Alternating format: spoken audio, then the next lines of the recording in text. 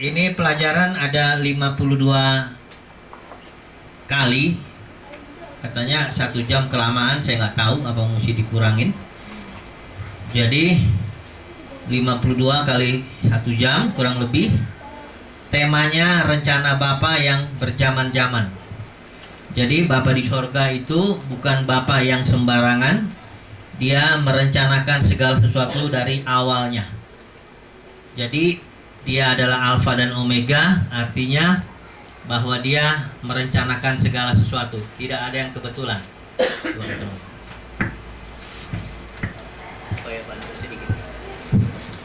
Jadi kalau kita melihat bahwa rencana Tuhan itu, ya, dia adalah Alfa dan Omega, dia yang memulai, dia juga yang akan mengakhirinya, ya. Sebagaimana kita tahu bahwa rencana Bapa itu adalah untuk menciptakan manusia serupa segambar dia dan supaya berkuasa. Kalau lebih tegasnya lagi, karena Bapa itu keluarga, dia ingin punya banyak anak. Karena anak Bapa di sorga itu cuma satu tadinya, Yesus Kristus, anak tunggalnya. Tapi begitu Yesus mati bangkit naik ke surga, maka Roh Kudus sebagai ibu bisa melahirkan banyak anak. Jadi sekarang kita ini, Yesus itu bukan lagi anak tunggal, tapi dia anak sulung, ya, karena dia sudah banyak anaknya. Dan anak-anaknya ini semua akan memerintah selama-lamanya, ya. Saya akan masuk ke dalam satu bahan tentang trilogi. Ini bukunya yang saya buat, tapi kalau di ruang kuliah ini akan habis 1 tahun. Jadi 32 kali pertemuan ini habis, ya. Ini trilogi saya mau jelaskan di sini karena ada kesulitan saya dalam berbicara di sini. Saya kadang-kadang bingung. Ini bicara sekarang untuk kepentingan kita di sini atau kepentingan yang di sana, ya. Karena ini di VCD, kalau VCD saya akan bicara aja sesuai dengan ruang teologi. Kalau di sini saya ngomong begitu, ntar anak-anak pada bingung, ya. Ini ada banyak kata-kata Ibrani, kata Yunani, nanti kamu sendiri pusing. Yang mana ini Ibrani, yang mana ada bahasa Inggrisnya juga di sini. Tapi saya berusaha sebisanya membawakan ini dengan cara yang bisa dipahami, ya. Ya. Kalau nanti ada yang mau pesan ini, ya, itu bisa kirim ke alamat, nanti dikasih gratis. Oke, trilogi itu apa sih artinya? Trilogi itu, ya, ini kata yang jarang dipakai, tapi sebenarnya seringkali dalam praktek ini digunakan. Trilogi, ya. Tetap judul pelajaran kita itu rencana Bapa. Ini judul besarnya, ya, rencana Bapa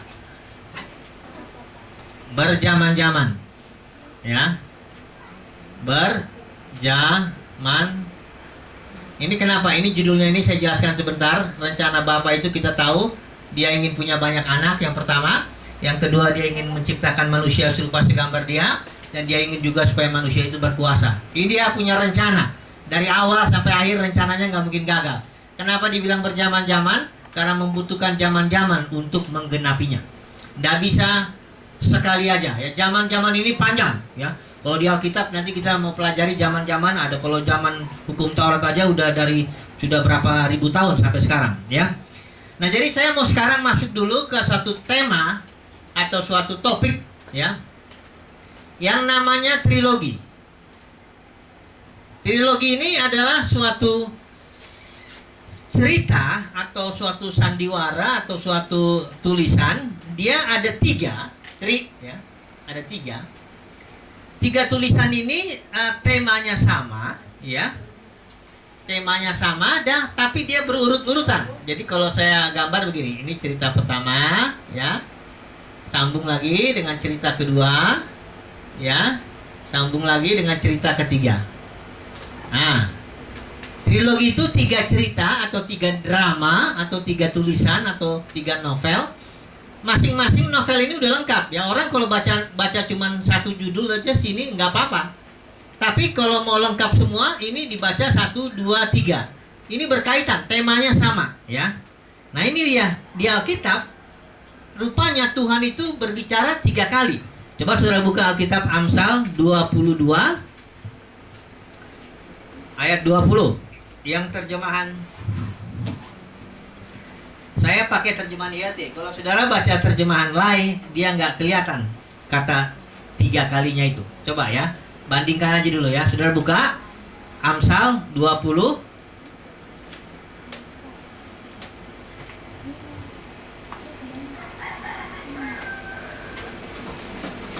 Amsal 22 ayat 20. Coba dulu satu orang baca yang di sana, nanti saya baca yang terjemahan ILT di sini. Ya. Coba dulu. 22 ayat 20 Amsal.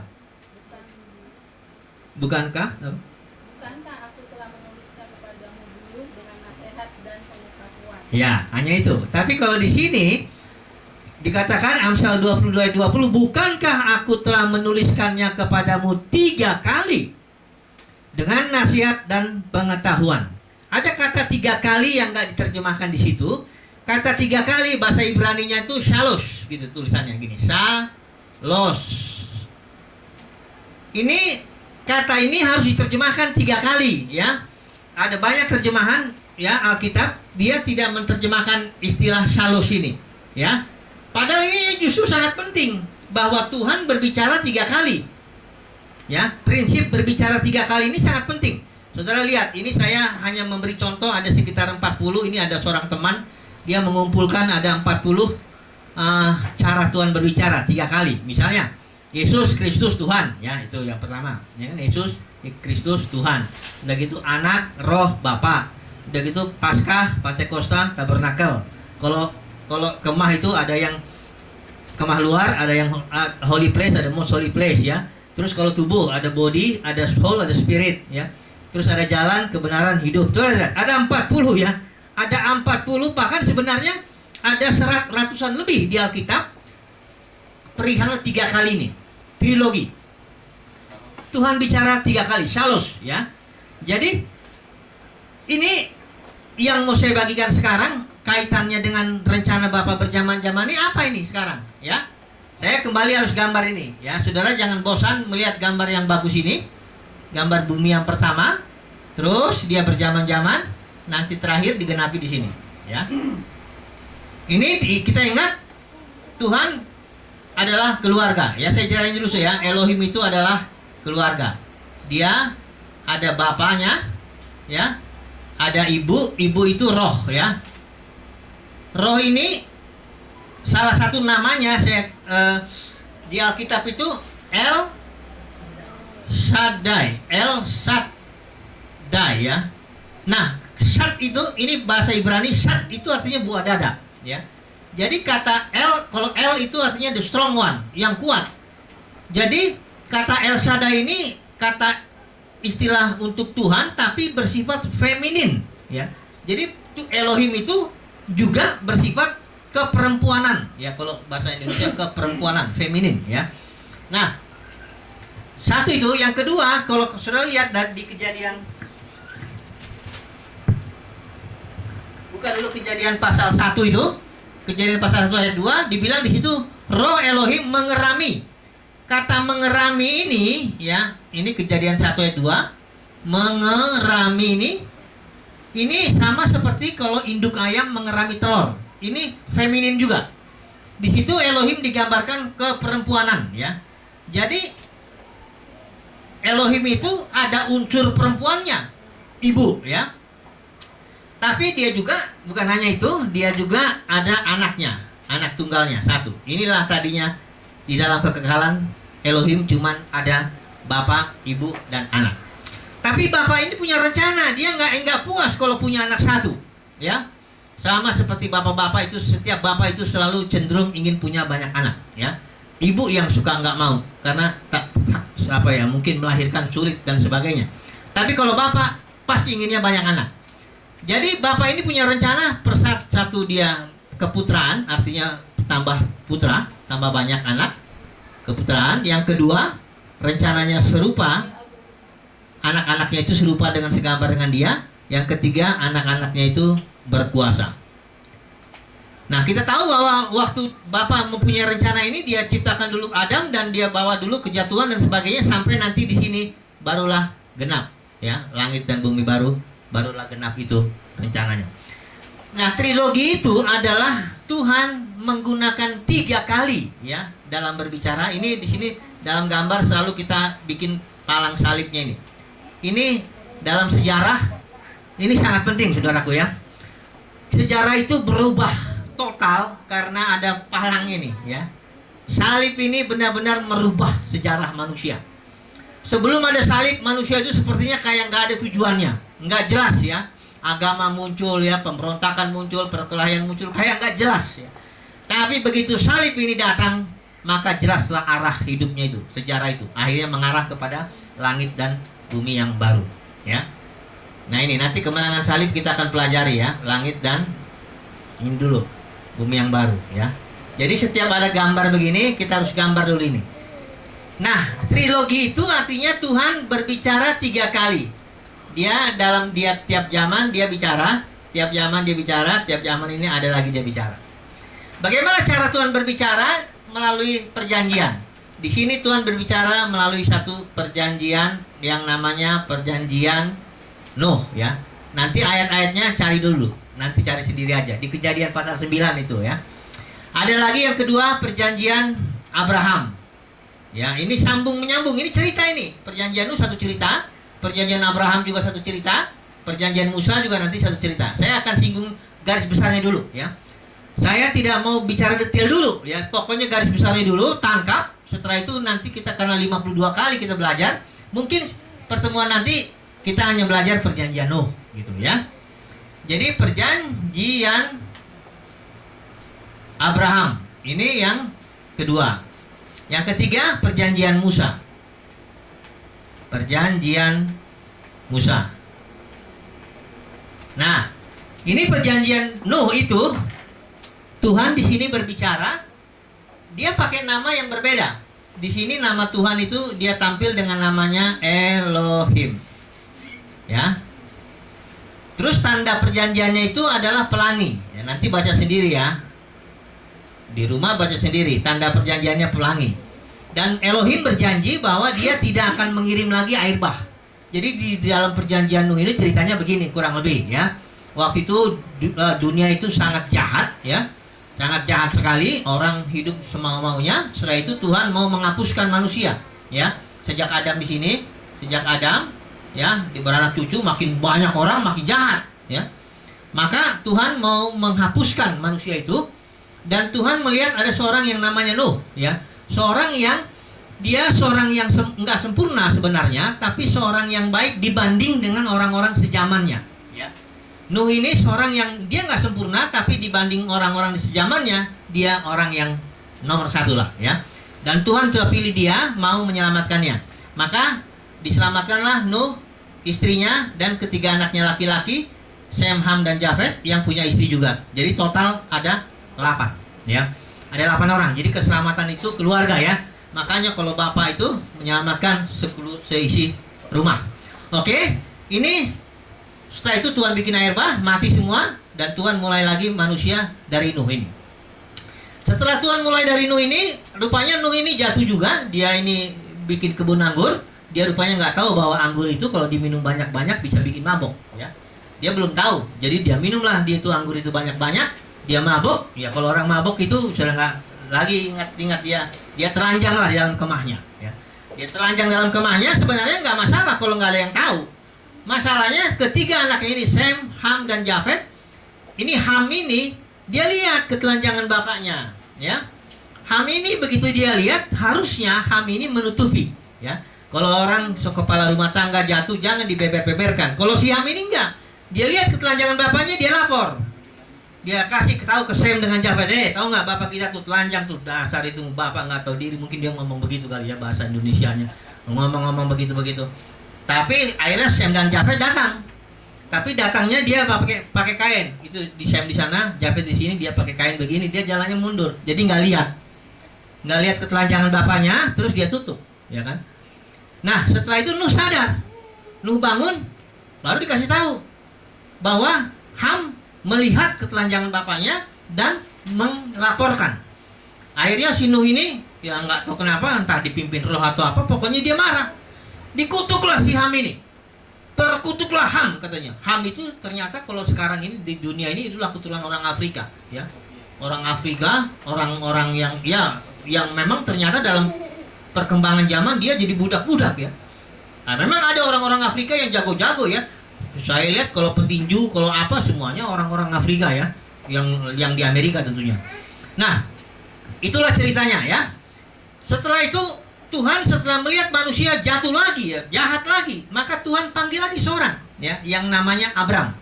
Ini secara garis besar ceritanya. Abram ini dipanggil Abram namanya, tapi dijadikan Abraham. Kalau Abram itu artinya pengertiannya dia namanya tadi Abram. Ini apa? Exalted Father, itu artinya Bapa yang ditinggikan. Tapi dijadikan Abraham. Abraham itu artinya Father of the Multitude, artinya Bapa banyak bangsa. Nah, jadinya Abram ini ditetapkan menjadi Bapa banyak bangsa. Kenapa? Karena kepada Abraham dijanjikan dua hal ya. Abraham akan diberikan tanah atau land, keturunan ya tanah. Yang kedua, Abram akan diberikan keturunan. Ya, ini dua perjanjian ya. Nanti keturunannya Israel, kita nggak usah bicara dulu. Yang ketiga, baru setelah berkembang ya, berkembanglah Abram ini. Tuhan mengadakan perjanjian yang ketiga lagi. Ini 3 perjanjian utama ya di dalam perjanjian lama. Kitab perjanjian lama ini 3 perjanjian yang utama. Ada banyak perjanjian-perjanjian lain, tapi dampaknya nggak luas. Jadi ini kalau di trilogi inilah cerita yang ketiga, ini Musa. Ini Musa cerita ketiga. Ini Abraham cerita kedua, ya. Barulah Nuh yang pertama, ya. Masing-masing cuma cerita, ya. Anak sekolah minggu mesti tahu ini ceritanya karena ini penting ini. Perjanjian Musa ini apa? Ini perjanjian Musa ini adalah suatu perjanjian yang diikat. Oh, ini namanya, kalau ini nama Tuhan ini adalah El Shaddai, ya. El Shaddai. Nah, kalau Tuhan menampilkan diri ke Musa, dia namanya Yahweh. Yahweh, YHWH, tulisannya bahasa Ibrani. Karena bahasa Ibrani itu nggak ada huruf hidup, nggak ada A-I-O-E-O. Jadi dia huruf mati semua, gini, YHWH. Tapi kalau orang Yahudi tahu bacanya. Di tengah-tengahnya dia nggak akan, kalau orang Indonesia bacanya ini apa bacanya? Bacanya YHWH, nggak ada artinya. Kalau orang Ibrani tahu. Oh, ini bacanya Yahweh, di tengah ini ada A, di sini ada E, tapi A dan E-nya nggak ada, nggak. Orang taunya keturunan begitu, turun temurun. Kalau orang Ibrani dikasih 4 huruf begini, dia tahu kok bacanya. Ya, Yahweh, ya. Ini Yahweh ini perjanjian-perjanjian ini nanti kita belajar detailnya, karena ini masih panjang. Tapi yang penting sudah tahu bahwa Tuhan mengadakan penyelamatan itu dengan trilogi prinsipnya, ya. Berbicara 3 kali melalui perjanjian ini. Kalau perjanjian pertama gagal, bikin lagi yang kedua, yang lebih bagus. Ini gagal lagi, bikin lagi nih, ya. Terus ya. Nah, setelah yang ini pun gagal ini, Yahweh dengan Musa ini perjanjian dengan Israel tahu gagal. Kenapa? Kegagalannya Israel ini punya 2 kelemahan. Israel punya 2 kelemahan. Yang pertama, dia menyembah berhala, ya. Ini perjanjiannya nih ada ditulis di Keluaran 19 dan 20. Itu nanti kita baca ya. Kegagalannya orang Israel ini adalah bahwa mereka menyembah berhala, ya. Berhala. Menomorduakan Tuhan. Kedua, satu lagi dia meminta raja. Ini suatu dosa yang fatal. 2 hal ini nanti kita bahas ya. Pokoknya itu kelemahannya 2. Membuat orang Israel sampai detik ini dia tidak bisa memiliki tanah perjanjian. Itu tanah Palestina itu sebenarnya adalah tanah untuk orang Israel. Jadi Palestina itu Palestina, itu Goliat, itu Yasser Arafat sudah mati ya. Siapa lagi di situ pemimpin? Itu harusnya kalau Israel taat sudah musnah itu. Nggak ada manusia yang namanya Palestina, nggak ada negara yang namanya Palestina. Tapi karena Israel tidak taat, bangsa-bangsanya malahan dia kawin mengawin, akhirnya malah dia menyembah berhala bangsa-bangsa. Akhirnya sampai sekarang jadi begitu. Rumit permasalahannya, ya. Ini gagal, Tuhan bikin lagi suatu perjanjian yang namanya perjanjian baru, ya. Coba dulu buka Ibrani pasal 8. Bagaimana dia Tuhan bikin lagi perjanjian yang namanya perjanjian baru. Ibrani pasal 8. Ini saya perlu kita baca karena ini penting, ya. Coba dulu. Ya, Tuhan itu tidak kecewa ya. Manusia boleh gagal tapi rencana Tuhan maju terus. Nah, ini dia apanya ya. Saya melihat kalau baca Alkitab dari Kejadian sampai Wahyu, waduh, penuh banyak kekelemahan manusia. Orang pilihan Tuhan kayak Daud pun ya, raja yang luar biasa masih juga jatuh ya. Orang kayak Salomo juga jatuh ya. Siapapun, Abraham pun sebenarnya jatuh juga ini dia. Waktu dia nggak punya anak itu, dia dibilang istrinya, udah kawinkan aja si hamba itu. Akhirnya punya anak Ismail dan menyusahkan ya. Terus ya, kejatuhan-kejatuhan, tapi Tuhan terus berbicara. Kita lihat di Ibrani pasal 8, saya bacakan ini. Ayat ini terjemahnya ILT ya. Saya minta pinjam deh satu deh kalau gitu. Nah, biar saya baca yang ini, biar nggak bingung ya. Oke, pasal 8. Pasal 8 ya. Ayat 8. Oke, saya baca ya, Ibrani 8 ayat 8. Sebab ia menegur mereka, ini maksudnya yaitu Yahweh, menegur mereka, menegur bangsa Israel ketika ia berkata, sesungguhnya akan datang waktunya, demikianlah firman Tuhan, aku akan mengadakan perjanjian baru dengan kaum Israel ya, dan dengan kaum Yehuda. Ayat 9, bukan seperti perjanjian yang telah kuadakan dengan nenek moyang mereka, yaitu di Gunung Sinai itu, pada waktu aku memegang tangan mereka untuk membawa mereka keluar dari tanah Mesir. Sebab, ini perhatikan, mereka tidak setia kepada perjanjianku. Ya, setianya kenapa? Karena orang Israel menyembah berhala, dan orang Israel juga meminta raja. Artinya Tuhan nggak mau, orang Israel tidak mau rajanya itu Yahweh. Jadi dia minta rajanya yang manusia. Sebab mereka tidak setia kepada perjanjianku, dan aku menolak mereka. Demikian firman Tuhan. Ayat 10. Maka inilah perjanjian yang kuadakan dengan kaum Israel sesudah waktu itu. Demikianlah firman Tuhan. Ini dia perjanjian yang baru itu. Ada 3 poin, perhatikan ya. Perjanjian baru ini. Yang pertama, aku akan menaruh hukumku dalam akal budi mereka dan menuliskannya dalam hati mereka. Kalau perjanjian pertama dengan Musa, hukum Musa itu ada 2, ada 10, the 10 commandment itu kan, hukum Musa, dia ditulis di loh batu, ada di luar hati manusia. Ya. Jadi Musa ini bikin loh batu, terus Tuhan yang nulis ya. Tuhan nulis itu di loh batu itu ada 10 perintah. Tapi itu di luar manusia ya. Tapi Tuhan dibilang nih, dalam perjanjian baru aku akan menuliskannya dalam hati ya. Di dalam hati. Memang beda sekali ya, kalau peraturan itu di luar manusia itu perlu repot itu. Artinya cenderung akan pasti dilanggar ya. Udah, kalau misalnya coba lihat, saya pernah bedain satu negara ya, di Singapura ya. Itu nggak ada polisi. Nggak pernah ada polisi, tapi orang nggak pernah mau langgar peraturan. Orang naik bis di tempatnya ya. Kalau taksi kita berhentikan nggak di tempatnya, dia nggak mau berhenti. Sampah nggak ada. Coba lihat di Indonesia ini ya. Peraturan udah ada polisi pun di mana-mana, kita masih ngumpet-ngumpet. Bagaimana caranya supaya kita langgar ini peraturan ini, ya kan? Betul nggak? Ya. Karena apa? Kalau di Singapura itu peraturan itu sudah masuk dalam hati. Ya, jadi nggak perlu polisi. Kalau anak-anak ini, ke Melika David Maria nih, kalau peraturan Tuhan sudah masuk dalam hati kalian, nggak perlu papa mama. Kalian sudah tahu waktunya bangun. Waktunya makan. Waktunya belajar. Ada waktu nonton, ada kasih waktu HP. Tapi karena kalian peraturan itu masih di luar, ya. Kalian sembunyi-sembunyilah, ya. Kapan papa mama nggak lihat, bahkan kalau ngelihat pun dia pintar ya, dia shock gitu. Karena kami sudah simpan HP-nya. Kita taruh pun, saya sampai pernah umpetin di ini, ketemu juga. Ya, dicari juga itu nih. Jadi saya bilang, waduh, ini karena peraturannya masih di luar. Saya nggak tahu Delphi itu, udah ada kesadaran nggak? Gini, peraturan itu sudah di dalam kamu atau masih di luar? Ya, kalau di luar emang perlu papa ini, wah, dan itu gampang. Papa ini juga gampang ditipu ini. Dia akan mungkin gampang tidur ya. Delphi langsung main kan? Nah ini karena peraturan di luar memang repot ya. Peraturan di luar ini orang Israel pun dilanggar nih, dihantam semua, ya. Disuruh 10 perintah tuh dihajar semuanya 10 perintah. Nah, dalam perjanjian baru Tuhan janji dia mau taruh peraturannya di dalam hati kita. Tapi ini proses juga ya. Orang Kristen juga peraturan banyak yang masih di luar kok ya. Memang ada Roh Kudus di dalam, tapi peraturannya masih di luar. Makanya orang Kristen pun masih banyak yang melanggar. Oke lah, tapi pokoknya Tuhan tidak kecewa. Dia berusaha lagi, ya. Yang pertama itu, ya, peraturannya dimasukkan ke dalam hati. Yang kedua, ya, ini perjanjian baru ini ya. Yang kedua,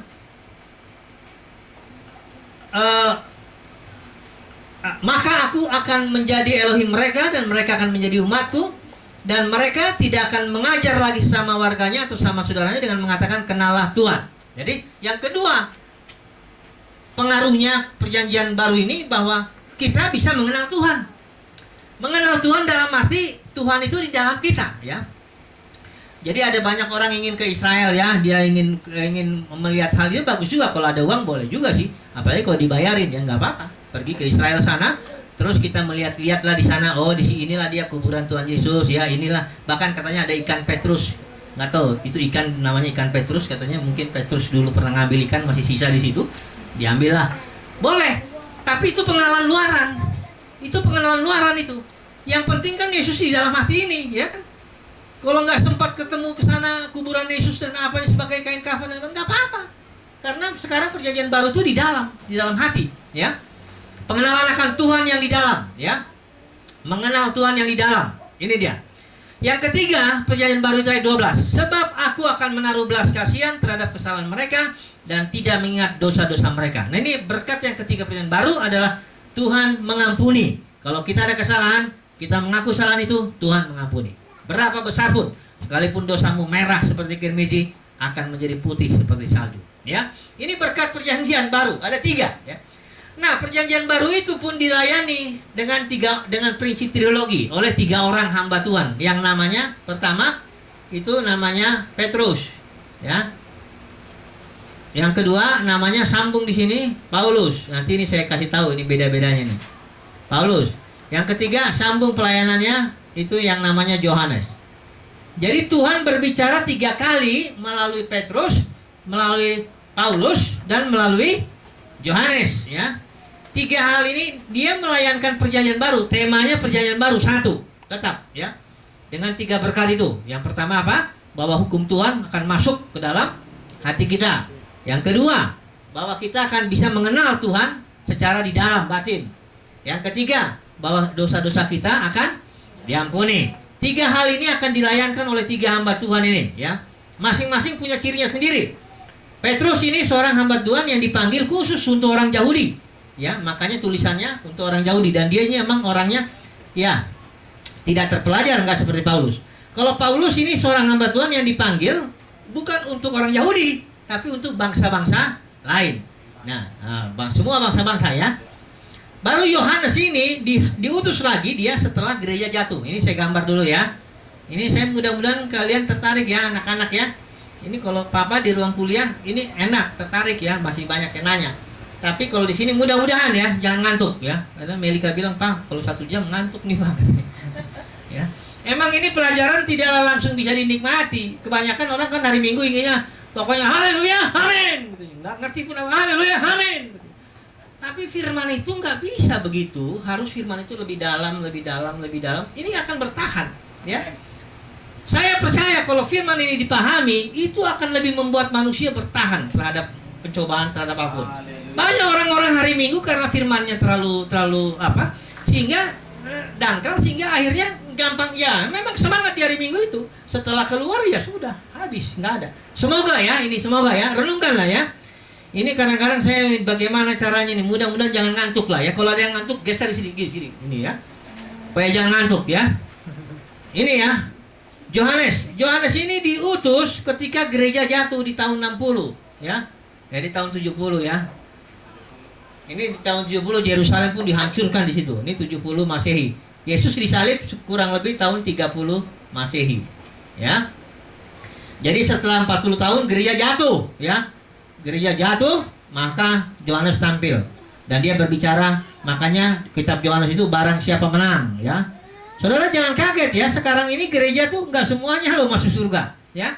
Gereja sekarang sudah jatuh, mau gereja apapun juga, yang namanya Bethel kayak, yang GKKI kayak, yang namanya apapun, gereja sudah jatuh. Jadi tidak semua orang yang datang ke gereja itu pemenang. Nggak semua orang nanti di situ bisa masuk surga, ya. Ada banyak kumpulan-kumpulan di situ hanya sorak-sorai doang, tapi nggak mau mentaati firman Tuhan, ya. Makanya Yohanes tampil dia. Barang siapa menang, ya. Dia tantang orang supaya orang menang, ya. Jangan hanya apa kebaktian-kebaktian, tapi nggak dalam praktek tidak apa. Oke. 3 kali Tuhan bicara, trilogi, ya. Trilogi ini suatu prinsip. Saya lupa tadi saya sampai jam berapa tadi? 30 menit lagi. 30 menit. Oke, ini trilogi ini prinsip 3 kali ya, oke? Ini dalam perjanjian lama Tuhan bicara melalui perjanjian 3 kali. Dalam perjanjian baru dia melakukan 3 kali lewat 3 hambanya, ya. Akhirnya genap ya rencana Tuhan. Pokoknya rencana Tuhan itu pasti genap. Oke, ini yang pertama ya. Lewat trilogi. Saya selesaikan dulu. Saya anggap seolah-olah sudah selesai trilogi. Sekarang saya masuk lagi bab baru, ya. Nah, ini padahal ini trilogi ini 1 tahun di ruang kuliah, di sini bisa 30 menit. Coba, bayangkan, ini mahasiswa bukan lagi lu super cerdas, luar biasa ya. Begitu cerdasnya, pokoknya semua di luar kepala ya. Di luar kepala. Nah, pokoknya saya agak mengerti ya. Sekarang saya masuk lagi satu tema yang baru ya. Ini tema namanya, tapi nanti saya bisa ulang ya. Nanti akan berikut tema saya mungkin bicara perjanjian ya, diperdalam ya. Perjanjian Abraham diperdalam gitu ya. Terus ini diperdalam sampai pokoknya 52 kali.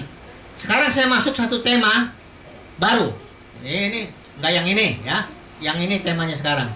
Temanya Yesus Juru Selamat Dunia. Jadi 30 menit habis trilogi dan 30 menit lagi saya masuk ke ini, Yesus Juru Selamat Dunia. Judulnya ya. Tema besarnya tetap ini ya. Tolong ini diingat-ingat ini ya.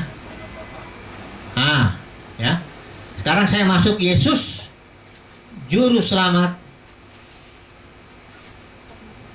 Dunia. Nah, sekarang saya tanya dulu, kalau namanya Yesus Juru Selamat Dunia, kalau petinju misalnya ya, tunggu dulu saya tanya. Kalau ini Yesus dia dapat gelar Yesus Juru Selamat Dunia. Jesus the Savior of the world ya, itu bahasa Inggrisnya. Nggak apa-apa ditulis dulu sedikit-sedikit ya, biar sekalian belajar bahasa Inggris. Yesus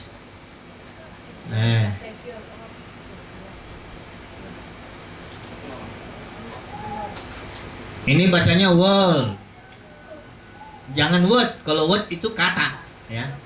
Jesus the Savior of the world, Yesus Juru Selamat Dunia. Itu gelar yang diberikan kepada Tuhan.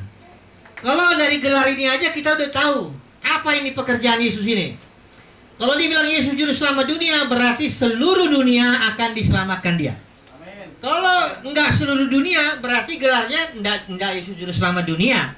Mungkin digelarin Yesus Juru Selamat Indonesia. Kalau memang cuman kayak petinju lah, juara dunia katanya. Itu apa? Ngerti nggak artinya? Kalau misalnya siapa sekarang juara dunia petinju?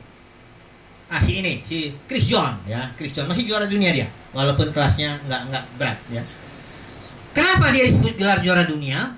Karena di seluruh dunia kelas itu sudah dipukul jatuh sama dia. Nggak ada yang bisa ngelawan dia di kelasnya itu.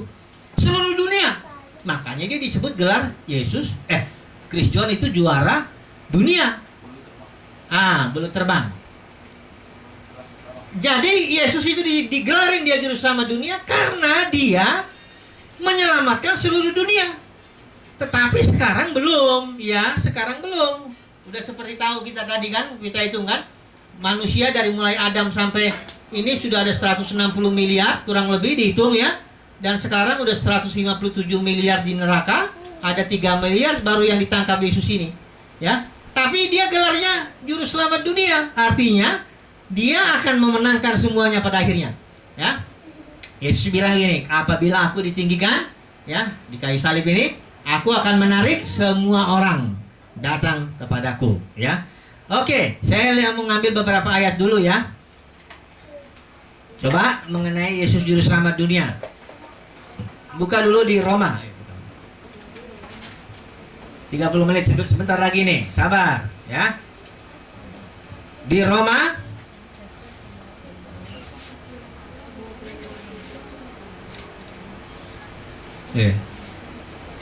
Romanya, bukan Roma, 1 Korintus 15 itu dulu. 1 Korintus 15. Nah, perhatikan ini.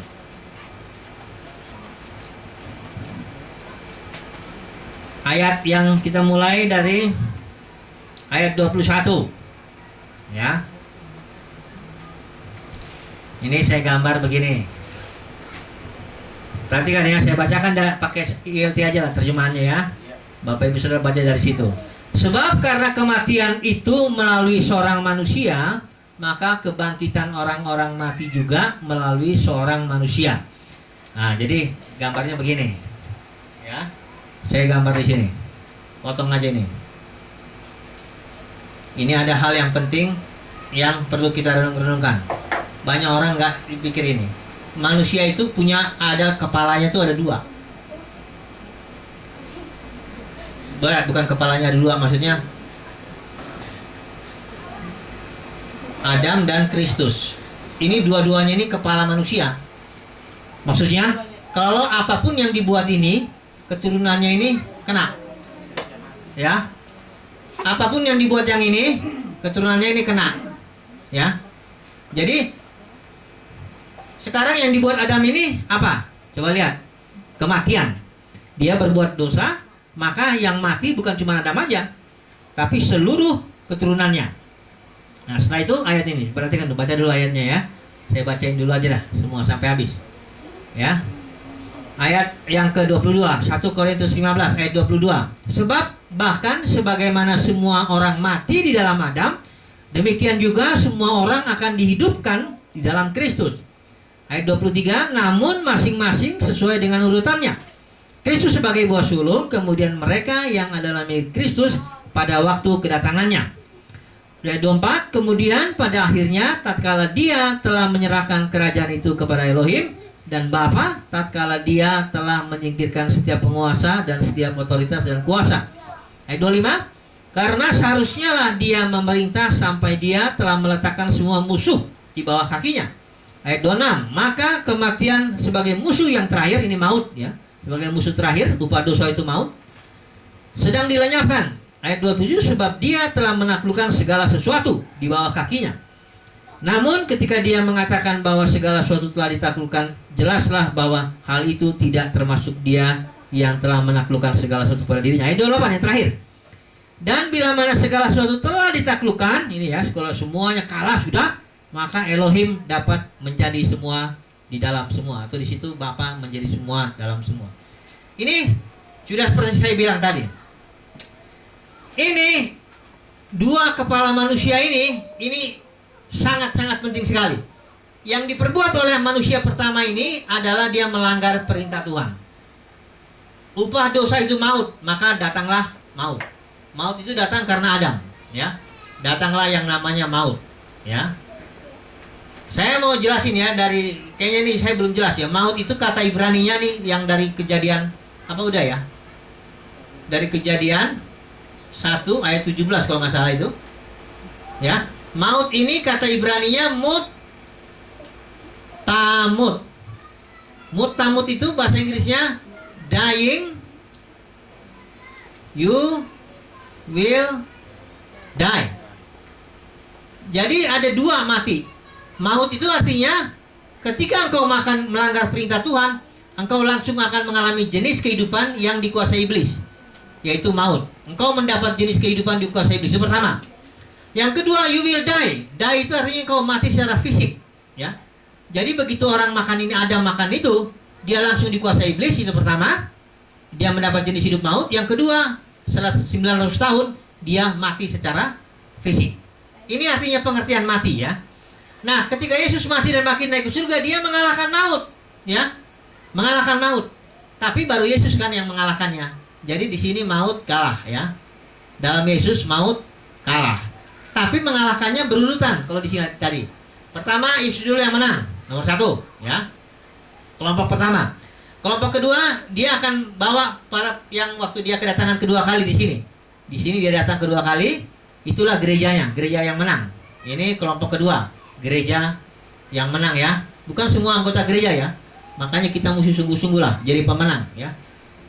Pemenang itu, saudara jangan bayangin, nanti kita akan belajar di kitab Yohanes. Pemenang itu bukannya karena gerejanya besar, karena macam-macam, bukan itu, ya. Ada caranya. Yang kedua, pemenang. Yang ketiga, nanti Yesus dengan gerejanya menghancurkan yang terakhir, sisanya ini. Sisa semua manusia ini, ya. Sampai semuanya ditaklukkan. Musuh terakhir ditaklukkan, maut, kalah, maka disinilah Bapa menjadi semua dalam semua. Ya. Coba lihat ya. Jadi ini kenapa Yesus dapat gelar Yesus Juru Selamat dunia? Karena ini urutannya, ini kejadiannya begini ya. Bahwa dia sudah menang dan kemenangannya itu berdampak terus sampai Bapa menjadi semua dalam semua. Oke? Jadi neraka itu tidak kekal ya. Ada orang bilang upah dosa itu neraka. Bukan, nggak ada ayatnya upah dosa adalah neraka. Upah dosa itu maut. Roma 6 ayat 23 ya. Upah dosa adalah maut, dan maut itu dikalahkan. Ya, perlahan-lahan dikalahkan dan akhirnya Yesusnya menang. Ya, genap. Oke, saya potong aja dulu sampai cukup segini dulu karena pelajarannya agak berat nanti kalau disambung terlalu panjang ya. Jadi dua topik ya. Dua minggu lagi saya mau sambung nanti beberapa topik yang ringan. Tapi ini dua topik trilogi dan Yesus Juru Selamat dunia itu hari ini ya. Oke, mari kita bangkit berdiri.